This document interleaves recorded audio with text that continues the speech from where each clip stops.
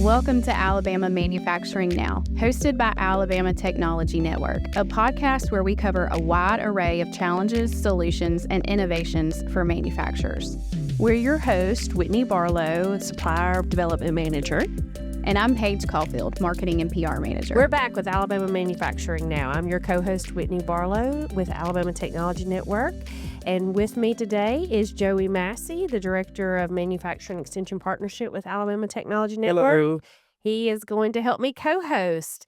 And our guest today is Mike Pierce with Alabama Technology Network and David Lugo with Sonoco. Guys, it's so great to have y'all on. Would y'all mind introducing yourself and tell us a little bit about what you do and anything interesting that we might want to know? So it's a pleasure to be here. Thank you very much for inviting me. My name is David Lugo. I'm the plant manager of Sonoco manufacturing plant in Hartsville, Alabama.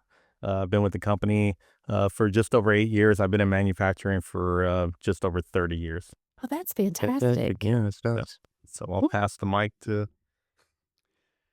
Yeah, my name's Mike Pierce. I've been with ATN for 8 years. I primarily focus on LMD, Leadership Management and Development. And I've had the great opportunity to work with Sonoco and other companies throughout Alabama to help manufacturing be on the cutting edge. That's fantastic. So let's go ahead and jump in about this really fantastic partnership that ATN and Sonoco have developed thanks to Mike and your visionary leadership. So Mike, let's talk a little bit about that training with ATN and Sonoco. Can you kind of tell us a little bit about what you do and how it came to fruition? Well, I can. I'd be glad to. It started with a vision, not my vision, the vision of Sonoco. And I met with their leadership. And it's interesting to see companies have various approaches to how they go about leadership training. This company had it right. They started with a strategic approach, all the way from top management all the way down. And unlike a lot of companies, and many companies do this well, but they do it excellent. They actually bought into the process and become just part of the culture of developing that leadership approach all the way through every layer of their leadership team. And from that, it's perfect for me because my background is I've got 30 or 40 years in manufacturing, primarily in leadership management and development. And so as training for this was perfect. This was just a good move into it. That's fantastic. I did a little very small stint at Sonoco. Stint makes it sound, it's not that way. It's a fantastic place to be. I did a couple of classes with you. I shadowed Mike. I was LMD I still do some fill in with LMD at ATN, and it was amazing to see, because I came in, Mike, I think you were about halfway through that course or that group. It's about 4 years ago. We started out with a pilot group, and we learned and transformed and modified the training since then. But it started out with foundational. And they were about halfway through the course or the set of courses. And to hear the conversations and to see the dialogue of where they were going and hear from where they came from, that was really amazing to see that growth. I was very, very impressed. It was a privilege to be part of that for a moment. So when you hear leadership manufacturing, Mike or David, either one, it doesn't matter to me. When you hear leadership in manufacturing, tell me what exactly comes to mind. Well, so just guiding and inspiring people. We always have to know what our purpose is. We're there for our purpose. We have a dual purpose. Our purpose is to service the customer, of course. And then also we have company goals that we have to hit. And to be able to direct people in that way, for them to understand what has to happen in order for our commitments to our customers to be met. And some of the things that come to mind is, you have to work on collaboration and team development. Yeah. Some of the soft skills like communication in order for that to happen. But then also for them to understand what our goals are, and the goals are set according to our deliverables for our customer and for our company. So tell me on the communication side, what do you communication? It's a struggle for everyone in life, isn't it, Joey? It is for me. It's for everyone. It's always every company we go in, that is one of their biggest things is when you ask them like, okay, what is your chief complaint in leadership? They're like, no one knows how to communicate. And which is very funny to me in the world where we have communication at the palm of our hands.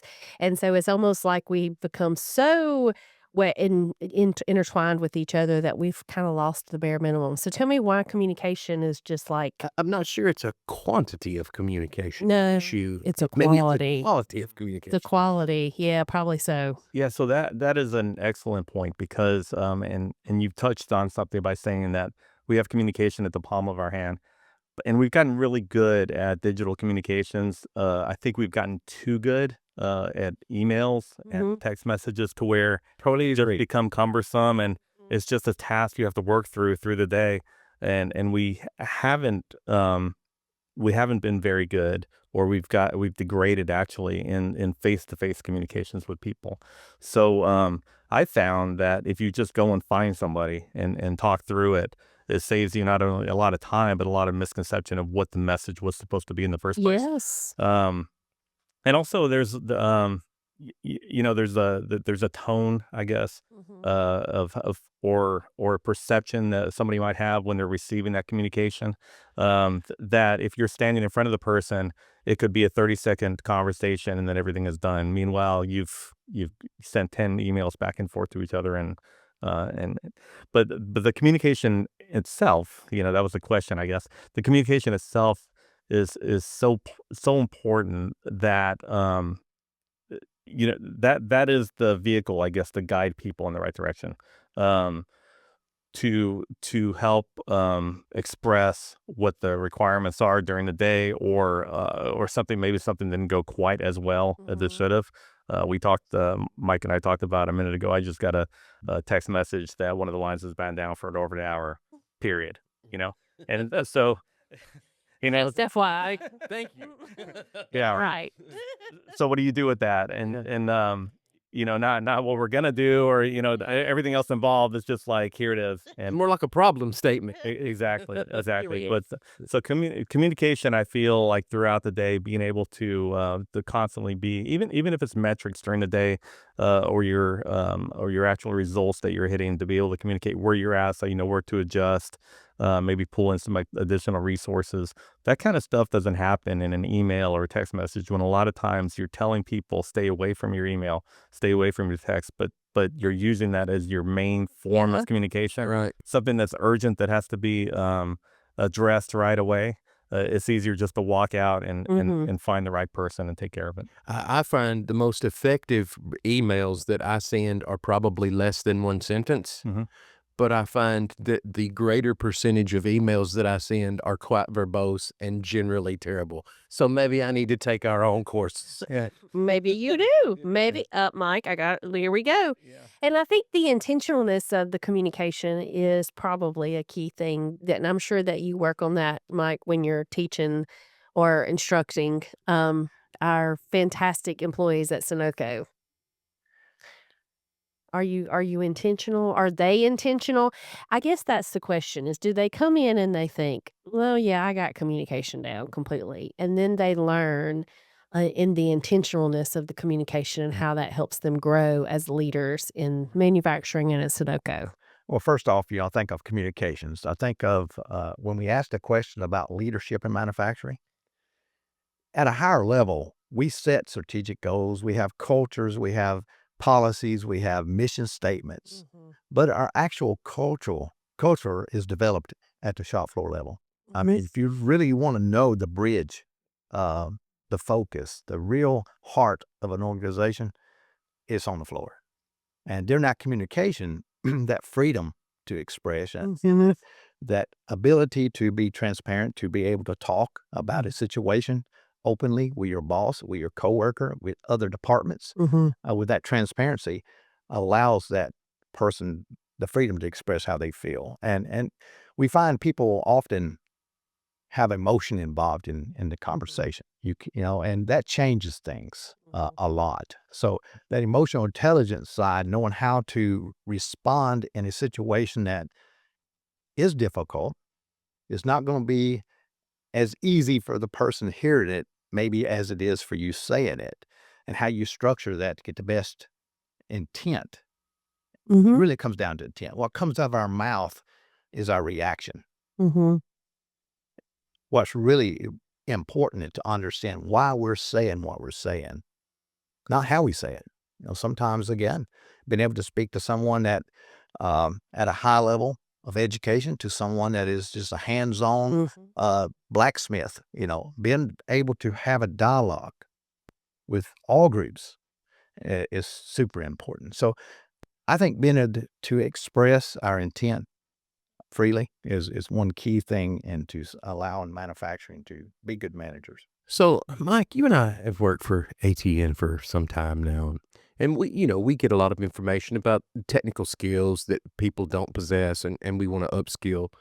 But, leadership seems to be a shifting environment, and I don't know why. Maybe you guys don't either, but do you see there being a leadership gap along with the technical skills gap, or a people gap who have leadership skills?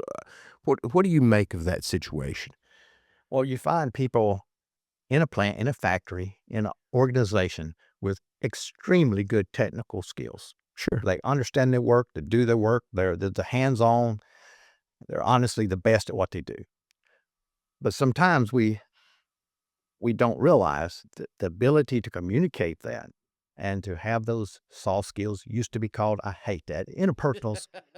It's more interpersonal skills. The ability to communicate well is really important, especially, we've had a lot of transition with technology, from, as we just mentioned, all of us live by our cell phones, our emails and texting and all these other factors. I mean, we went from buttons on knobs on machinery to computer screens, which has changed how we communicate even to different departments. So I think we've went from focusing a lot on technical. We can't get away from it. Okay, it's still a technical field, but we miss a lot if we don't really focus on those communication skills. So, in light of that, you have your expert on the shop floor who's been there a while and gets promoted. What happens when that happens if that person is not prepared to supervise? I mean, I don't want to ask you to tell us a horror story or anything, but want to say it. We all had them. Honestly, is a feeling of inadequacy. Yeah. Okay? Yeah. They're uncomfortable. Their confidence level's not quite where it needs to be. That's going to come across in two different ways. They're either going to shell up and be quiet and don't address issues, or they're going to become aggressive and sometimes overcompensate for the weaknesses in that area. Both is just as bad. For sure, absolutely. They sometimes can foster resentment with their peers, coworkers. Sure. Yep. Instead of squaring up with your coworkers and say, look, I'm taking on this responsibility, this accountability. My goals will shift. I'm still Mike. Yeah. But however, I'm going to be responsible. So some of the conversations and some of the things we've talked about, some of the perspectives I may have will be different. So I need you as a friend, but also This is what I have to do. This is my job. Yeah. Right. Do you find, and this is probably personal curiosity more than anything, I've been in the manufacturing environment. I've worked at a manufacturer, reasonably large sized. Do you find it's a difficult question for me to phrase? Like at ATN, for example. Okay, we have supervisors. It could. We have supervisors, but while they are our supervisors, we all work well together. I'm not your supervisor, but I've asked you for things I need. Yes. And you've done that. We're small so does that environment lend more to being able to communicate, knowing that we're not giving orders? This is a terrible question, I admit, but do you understand what I'm saying? Like a large company with one supervisor who has a lot of folks, does that change anything in that dynamic, or do you find anything about that? Again, personal curiosity on my part. Well, it gets larger. Okay, it's collaboration, regardless if there's 3 people or 3,000 people. But obviously, the amount of communications begin to deteriorate Sure. quickly as it gets down the pike. But yeah, I think smaller groups have an advantage. At least a better chance. A better chance. Sure. Yeah. But again, that's still one of our biggest problems, no matter Sure. what size company we work for, because it leads into how do we solve problems? Mm-hmm. How do we make decisions? How do we strategically align our goals and objectives? And we got to be able to communicate that. Yeah. So, So, you know, and David, either one of you can speak on this. You mentioned earlier intent, Mike. It's what the intent is. What you say is a reaction. Your intent is the thing. So when you look at the manufacturer, and how can the manufacturer themselves begin to use their intent to change that culture? How can they intentionally build a leadership program? Is that completely from the top down? Does it always have to be that way? What do you do to intentionally build that? Well, Mike, you might have some input on this, but I could say that our leadership programs are built not from the top down. They're supported from the top down, yes, but we're really good at getting together and looking and then polling and discussing what needs to be included, and going out on the plant floor and evaluating what our deficiencies are, what needs to be improved, what is actually required in a role. It could be any role, but we're talking about leadership right now. Right. But every role is audited, and then we put together a skill set or a list of competencies that we want that person to know. And it's not a perfect list either. It's a living document. Sure. It changes. We add, we even with the leadership training that we've changed it over the years. We've added some stuff. We put more emphasis on some stuff, and we've actually removed some of the competencies or modules that we've had with ATN. Did you guys at Sonoco have a specific list of initiatives and goals that you wanted to address when you started this whole thing? So I came in about the same time. So I actually relocated from Georgia, and Alabama's better. I don't know. I'm guessing that mostly residents of Alabama will be listening to this, so I'm going to agree with you. Although we're nationwide, David, we're nationwide. But so I'll tell you this: that when I showed up to the first session, which was maybe halfway through the first wave that we did with this, I was blown away. I really was. I was pulled in. It was something that I wasn't exposed to in Georgia. We didn't have this. We didn't have this type of leadership training. We didn't have this type of support, or I wasn't aware of the funding at the state level to do this. And so I wanted to be involved immediately. And my manager, who was one of the ones that sat down and scripted this entire program from the beginning, I could tell you that he looked at all the most important aspects of what a leader should have. And some of it was just the stuff you would normally see, but a lot of it had to do with the communication piece, with being able to collaborate with other people. Yes. So the collaboration, I think, you were talking a few minutes ago about how things have changed over the years, and the importance of being able to talk to people and be able to communicate with people. I've got two daughters, and as they were going through middle school, high school, and even college, I would encourage them all the time, if there was an elective, encourage them to take some type of public speaking course or debate course, or a speech class, or whatever it's called, to get in front of people and to be comfortable with that. We might have some of the most technical people in our plant that could fix all of our problems, but if they can't communicate with somebody, then we have, there's a huge gap there. Absolutely. So, so putting this program together by looking at the competencies, I've seen a lot of that. Of course, you've got some HR modules that have to go in there. Lean manufacturing, it's important to make us more efficient. Right. But at the end of the day, if you're going to lead a group, you should be able to get in front of them, be comfortable to communicate a message, And you were talking earlier about, is it easier at a higher level or a smaller group? If you have, my plant, 300 people. Okay. A plant communication meeting, you've only got really, the meetings are 30 minutes. You've really got probably 15 minutes to hold their attention. Right. And so you try to hit all the high points, but you don't hit everything, and some stuff is more specific to a department or a team. So I think the type of communication in the setting is most important. So going out on the plant floor, building the relationships, talking to people, one-to-one conversations are sometimes a lot more effective than whole plant communications. So I'm not sure if I answered your question, but you have. we there's a lot of that, and then Mike could add to it as well. Maybe the process that had taken place when they sat down and From the original concept, I was taken back. I got an email from the leader at Sonoco, and usually I get a I'm not the leader, by the way. It was my boss. It was your boss. That he's referring. almost said his name. It may be fine to do so. He pointed at me, but it's actually my manager. Cut most of this out. However, I received an email, and I typically get a response from a client, asking me for leadership training. Mm-hmm. It may be one line, 2 lines, and says, how can you help? And they have a problem statement.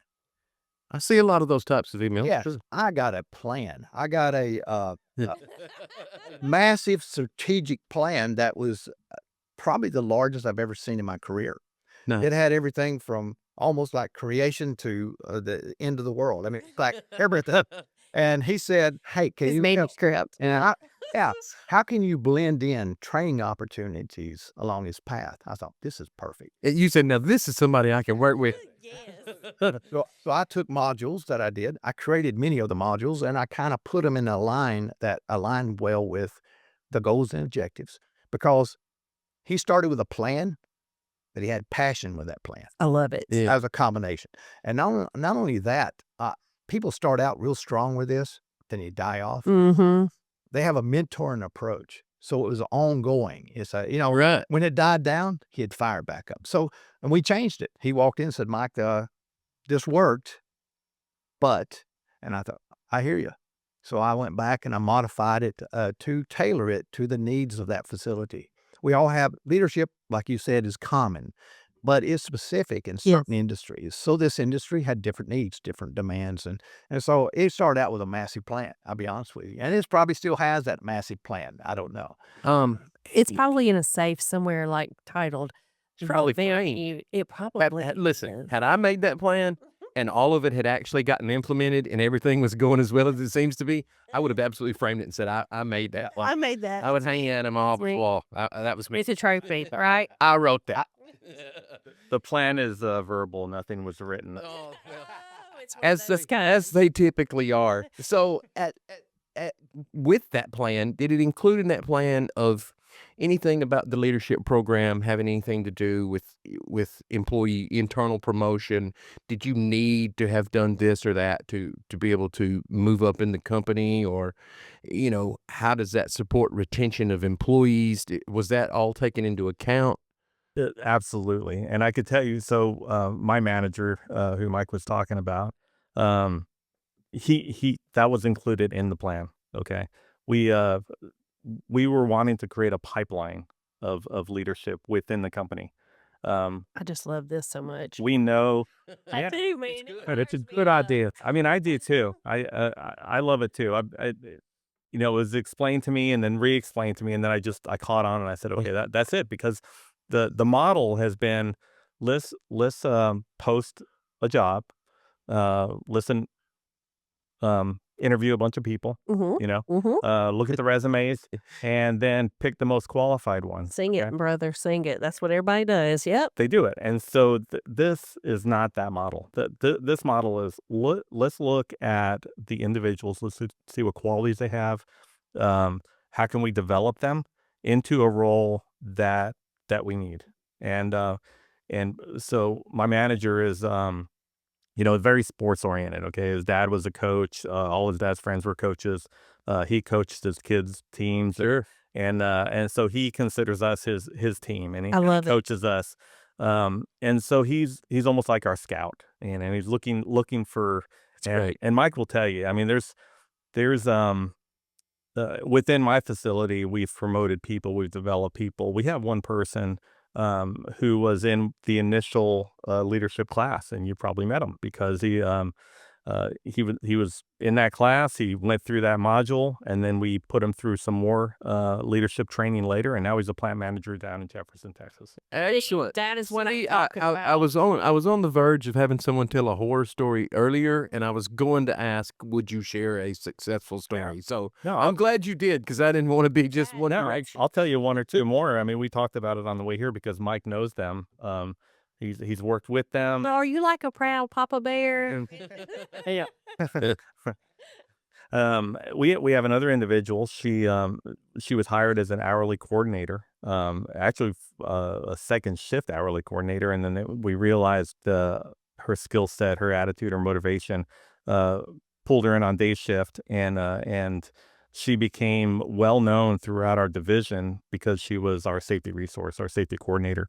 A lot of people knew her, but because of her attitude and her I guess her attention to detail and just her work ethic, really, we pulled her into a lot of this leadership training. She moved into a continuous improvement role. We call it SBS, but it's Sure. really TPM, out in the industry. Pulled her into that role, and now she's out on the plant floor, pulled into operations, and she's helping solve some of our biggest problems that we're having right Fantastic. now in operations. So, And see, that's how you keep employees. and that's what's motivating too. So, you just keep wanting to do it. I mean, not specific to this leadership development, but we've worked with the state for maintenance apprenticeships and also process technology apprenticeships, and we've gotten both my manager and I have gotten text messages from parents with their child in a cap and gown thanking us for Do it. for supporting them and the pushing them through and to giving their opportunity. And those are, I mean, it makes it all worthwhile when you It say that. does. It really does. It does.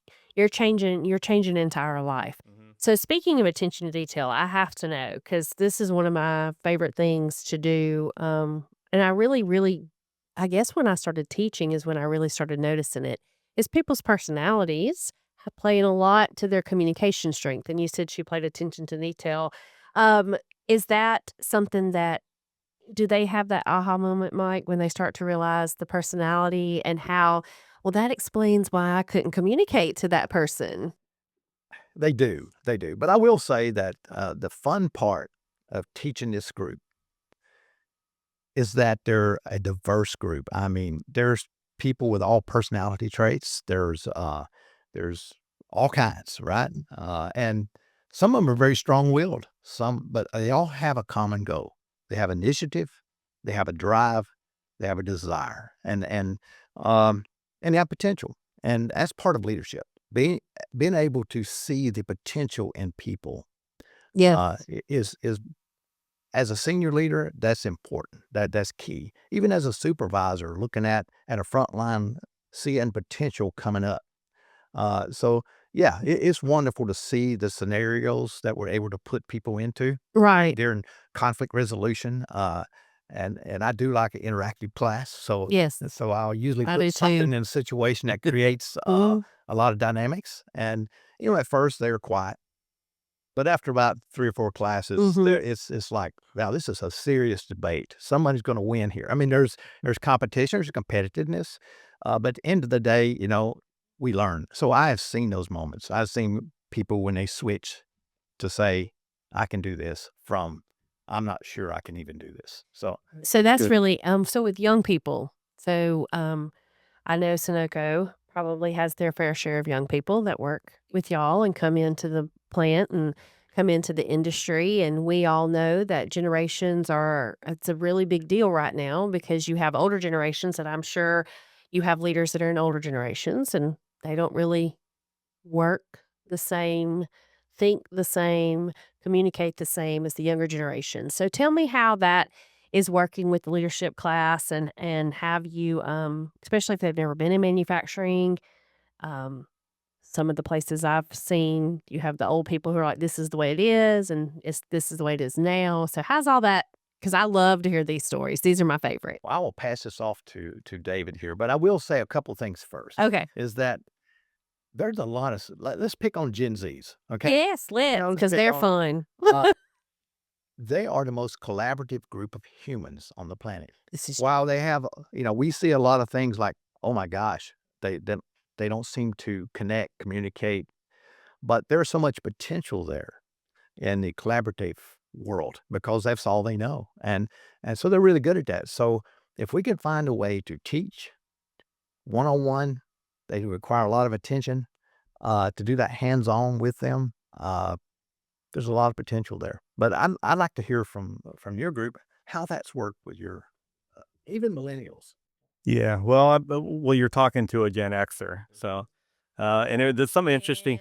But we both are. I think. Are you? No, I'm in the middle between a baby boomer and a. He's on the cusp. I'm on. Okay. that's a true Gen Xer sitting beside across from you, and I'm like millennial Gen X. I read something the other day that said the Gen Xers, they acted like they were 30 when they were 13, Amen. and Because we were, you were raising yourself. yeah, Yeah. basically, and then now we still act like we're 30s.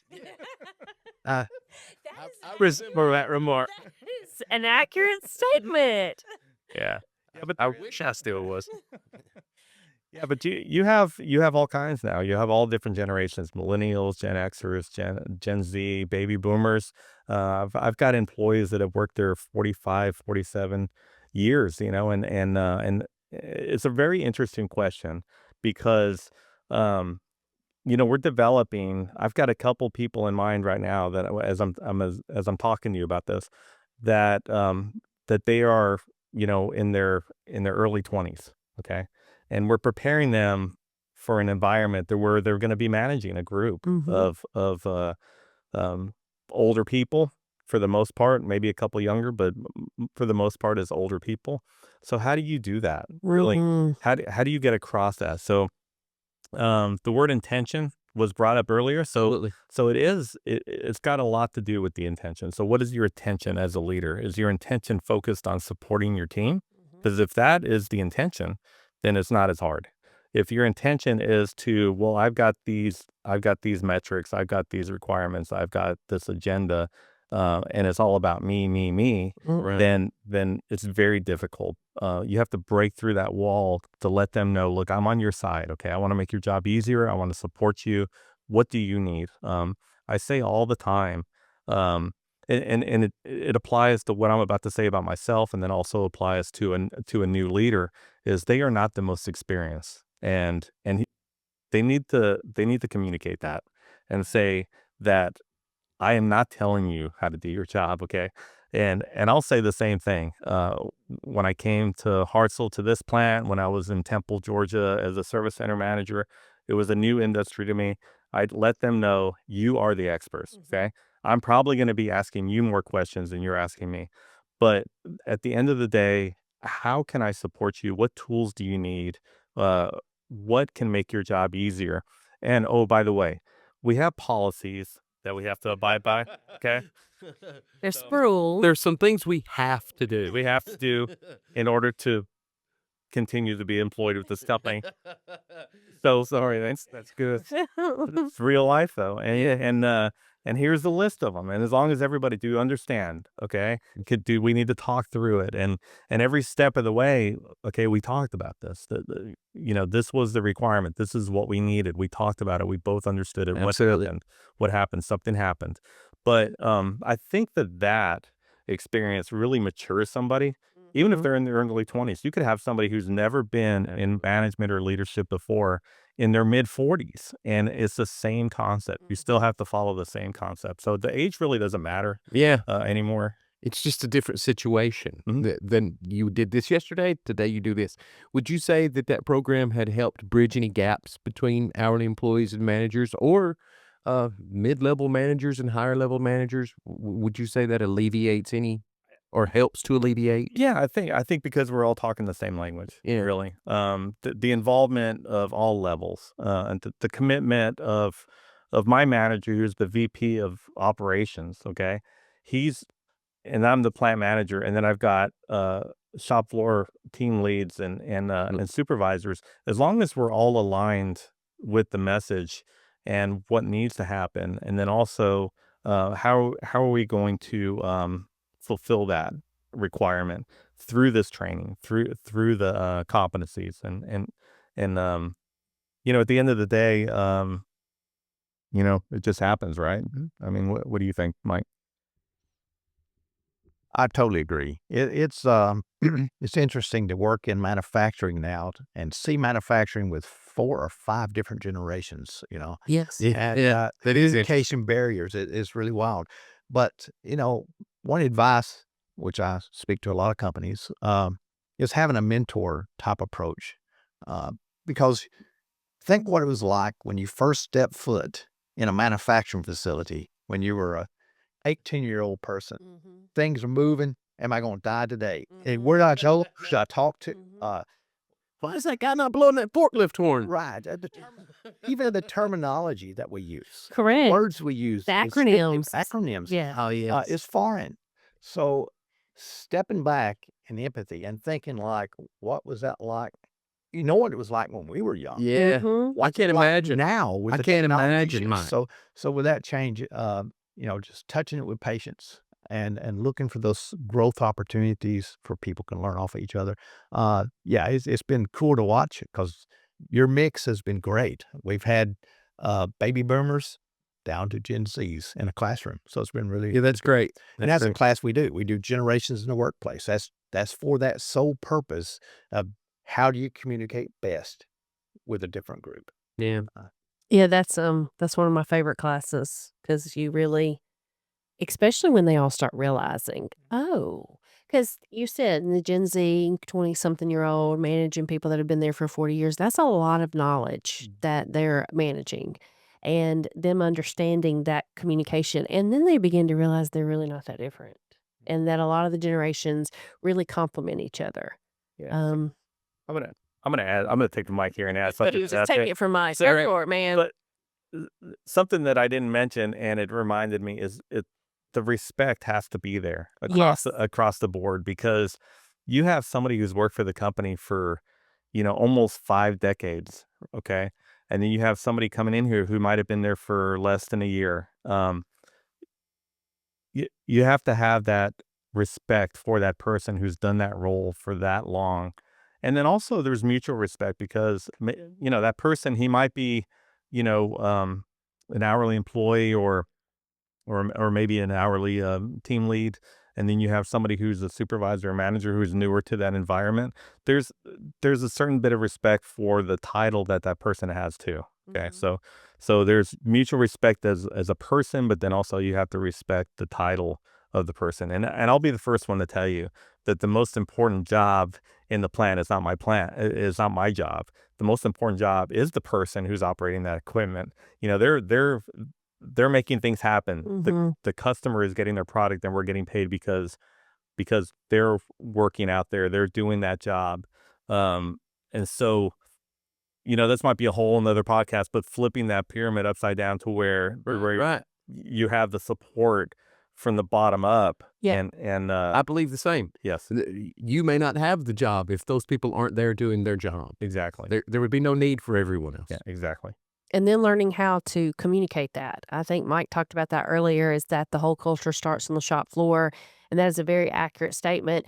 However, if they can't figure out how to convey that culture farther up the line, then you just start getting all these gaps. And then everybody at the top's trying to figure out what's happening, what's going on. Well, have you really paid attention to what is actually happening in your plant, in your facility? And that's where I personally have seen a lot of the issues with when we're brought in for LMD, is that there's that gap. They've forgotten what they're there for.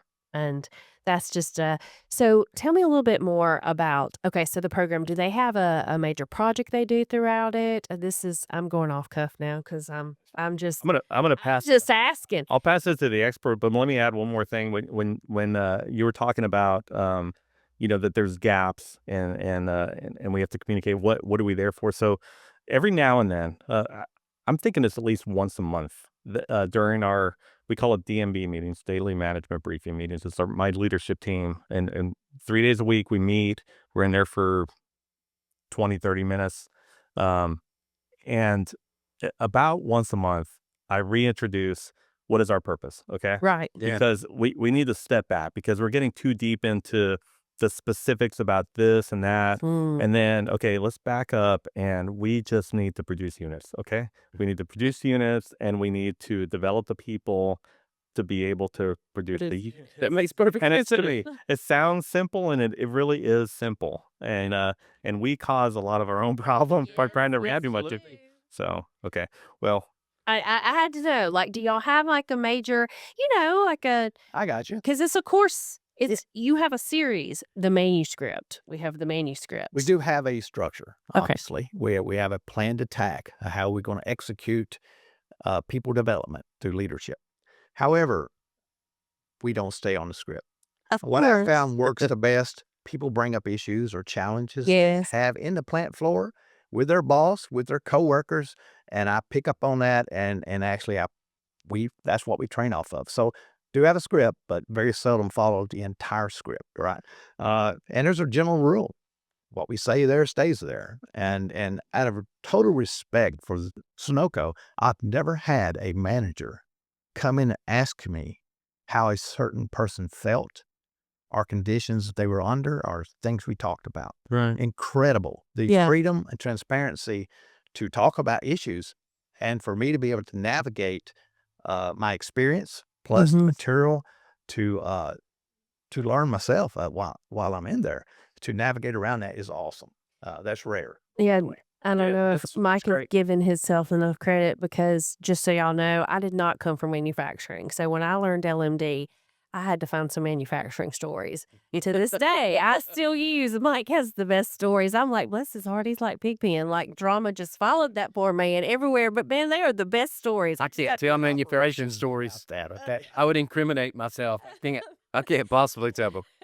It's the best. I use them all the time, and everyone's like, "Wow!" Of course, I do not disclose it's you, or of course, he never disclosed what company he was working for at the time, so I don't know. Says it's her. I guarantee you. She said, "Well, I used to work in the manufacturer." And they're all staring at me, thinking, "No, she did not. There's no way she didn't." So on the mentorship, we talked a little bit about that. I really want. Do y'all cultivate that outside past the leadership? Do you? So one of the big things that you see a tremendous a difference in with companies is when they have those daily meetings or those weekly meetings or ever how frequently, but having them at least once a week with your upper leadership. But do you encourage mentor-mentee relationship? How does that? Mentee is one of my favorite words, by the way. I had to figure out how to. Joey and I sometimes will figure out how to get certain words into things. yeah, we do. We do at all levels too. But specifically with this training, we'll talk about that. We have a mentor assigned to every participant who's in the class, and the first class, I'm not sure how they determine the mentors, but the second class, the second wave, like I said before, that I wasn't there when they started it, but the second wave I was there, and what we did was we assigned those participants that were in the first wave to be the mentors for the second wave. So it reinforced the understanding. So I'm a firm believer that if you teach somebody something, it reinforces your understanding, and that's what it did. They went through the course. Maybe to some people, if it was new, some people who might have been seasoned and seen it before, it was they were able to digest it a little easier. The ones who weren't really in leadership before, and it was more of a stretch assignment to get them through this class and hopefully get them into a team lead type role. It would take a time or two for them to go through it and teach somebody.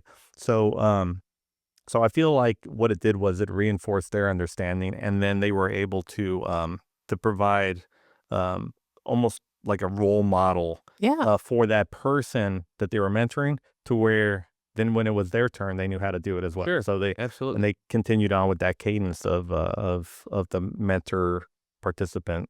We do the same thing, higher level too, with any other kind of training that we do. We have somebody who's been through it or is experienced. We assign them as a mentor for somebody who might not have. I like the whole succession planning idea of the whole thing. To me, you hear succession planning, that's fine. But to me, it's more of a risk management situation to where you won't be stuck if, you already have folks identified who can do these things. Yes. It's helpful to have this knowledge. Yes. So what we are very competitive. Mike will tell you that the group of leaders that he's exposed to, for the most part, are very competitive. Okay, and one of the best ways to, or examples to incorporate in what we're doing is sports. So we in our environment, we try to relate it to sports. You have the 8 hours. You could divide it up into the breaks and lunches. You have a first quarter, halftime, and third quarter and final score. And so we also have what we call a depth chart. So we have the Okay. skills, the skills. Nice. We try to cross train according to the different equipment, different areas, and we have a depth chart of each person. So it serves several purposes, but the main purpose is for succession, because someone can't be promoted unless there's somebody who knows how to do their job. Another one is, people want to take a day off every now and then. If you're on Yeah. vacation or someone calls in sick, Love this. there's another person that could jump in there and do it. Or they go to the beach for a week. Exactly. Things still have to happen. Exactly. Yeah. But that's the plant floor level. That's the shop floor example. But at a higher level, you want to strategically look at your leaders. And there's some of them, I mean, to be honest, there's somebody who's a flight risk, and you know that. Yeah. This person wants to be developed faster than you're willing to develop them, or maybe there's not a role available. And so you identify people on this succession plan, and then dictate your training accordingly based on what skills they already have. Maybe the next wave of leaders, you make sure that they're ready to jump in as soon as this person is not here, or Love to it. fill in when they're on vacation. I love it. I do too. A lot of companies don't have that. Okay, so last question. If you could wave a magic wand over manufacturing and I agree, I really don't like the soft skill word. I feel like there should be a better terminology for leadership skills. But what would it be and why? Both of you, give it to me. You want to go first? Okay. So I think the ultimate magic wand would be effective communication. We Yeah. talked about that. That was somewhat of the theme today, Yeah. of being able to communicate with others, being able to say what you feel without and manage a perception of the other person, so it's not interpreted incorrectly. But I think that would be the biggest one. If I had a shorter one, I would also say empathy. Because Yes. empathy would be, and I hope I didn't steal one of yours, Mike, but I hope he did. empathy, I feel like you should always be aware of someone's act. Yeah, I agree. And I'll only take an extra second to explain this. I said I'm a Gen Xer. Okay. There's several music fans here at the table, but there was a music video back in the 80s from the rock band REM, and it was Everybody Hurts, and it was such a impactful video, to where it scanned through everybody's cars who's in a traffic jam and what their thoughts were. Yeah. And you have no idea what people Mhm. are thinking. Mhm. Okay. And everybody is dealing with something. A lot of people on the plant floor are dealing with some major stuff. Okay. But people, everybody's got something that they're thinking about, or they're talking about, or they're dealing with. It's just people are better at covering it up than others. And just always being aware of where somebody's at, I think, is another something. I agree So- very much and then with it you. helps with the relationships and being relatable. So yeah. It does help with the relationship for sure. Mhm. Okay, Mike. I Magic can wand. I can add nothing to that. It is communication. it was a great answer. Communications. I mean, from communications, you can inspire, Mhm. motivate, Yeah. and influence. From that, you problem solve. You prevent corrective actions before they Mhm. become huge, So Yeah. I agree with Dave. I would agree. I would say the same thing. If I had that option, it would be that, I think you and I have had debates over the years about certain aspects of what we do or how things get calculated. And I just wish that if I could say one sentence that everyone would hear it correctly, just the way I said it, that it would just somehow interpret into their brain that's what he meant. Yeah, that's communication and empathy. I agree with you. That's one of the ones I try to drill home really hard with people is understanding everybody's got something. Well, I think that's about it for us today. If anybody's got anything else to add or Sonoco, do you have any contact information if someone wants to contact and maybe come to work for Sonoco? Because I know I'm sitting here contemplating it right now. Yeah. Well, Well, we'll miss you. Just I mean, you got to think that's a great environment to work in. But seriously, David, give them your contact information. I feel like it is. And, they always say the grass is greener. Well, our grass is greener. It's great. It literally is It is greener at Sonoco. And if anybody's interested in looking to see if there's any job opportunities, you can go to the Sonoco.com website, click on careers, and you could filter it by location, and it'll show you all our open positions. It'll go from all the way from hourly to salary to leadership type roles. They're all included in there. Fantastic. And Mike, we all work at ATN, but why don't you tell them how to get information if they're looking for LMD training? Sure. I'd love to have you if you're interested in how we can help and how we could team up with you to provide your needs. So online is the best way. You can call me directly, Mike Pierce, 256-507-0265. Love to hear from you. We'd like to tailor it to meet your needs. Thank you so much, guys. Thank y'all so much Hey, for thanks coming. both. I've really enjoyed it. Honestly have. All right, y'all make sure to check us out next time at Alabama Manufacturing. Thank you. See you.